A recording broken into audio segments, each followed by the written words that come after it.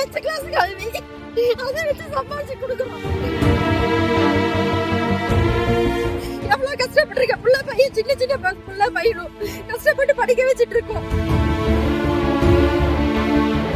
வீடெல்லாம் பூட்டு போட்டு புத்தக்கடா, சூப்பர் மார்க்கெட் எல்லாமே பூட்டு போட்டு போயிட்டான்.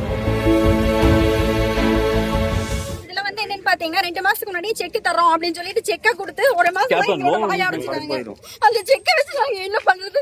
காலையில இருந்து 8 கிளாஸ் கல்வி அதை வச்சு சம்பாதிச்சு கொடுக்குறோம். எவ்வளவு ஒரு கஷ்டம் வேதனையா இருக்குது. இந்த மாதிரி இந்த மக்களுக்கு எந்த கஷ்டம் வராம எப்படியா பணத்தை திருப்பி கொடுக்கணும். அதுக்காக இங்க வந்திருக்கோம். எப்படியாவது எங்களுக்கு இந்த பணத்தை திருப்பி கொடுத்துடணும். உங்க பேருக்கா? கீதா. எவ்வளவு சீட்டு போட்டிருக்கேன். நான் இப்ப வாடகை வீட்டுலதான் இருக்கேன். எவ்வளவு கஷ்டப்பட்டிருக்க புள்ள பையன், சின்ன சின்ன புள்ள பையனும் கஷ்டப்பட்டு படிக்க வச்சுட்டு இருக்கோம். அதுக்கு தாங்க முடியாம இன்னைக்கு இங்க வந்திருக்கோம். இது வரைக்கும் கம்ப்ளைண்ட்டுக்கே போகல 2 மாசமா. இப்ப என்ன பண்றது தெரியாம இங்க வந்து நிக்கிறோம். எங்களுக்கு ஒரு விட கிடைக்கணும். இந்த எம்டி செக்க வச்சு நாங்க என்ன பண்றது? இந்த மாதிரி போலி மோசடி செஞ்சா ஒண்ணுமே இல்ல. சரியா? காசு எடுத்துட்டு போவேன். எப்போ போயிட்டு ஒரு ஆளுக்கு ஒரு ஆள் பேசவே கூடாது. சீட்ல ஒண்ணும் இந்த மாதிரி பண்ணிட்டு பேசவே விட மாட்டாங்க.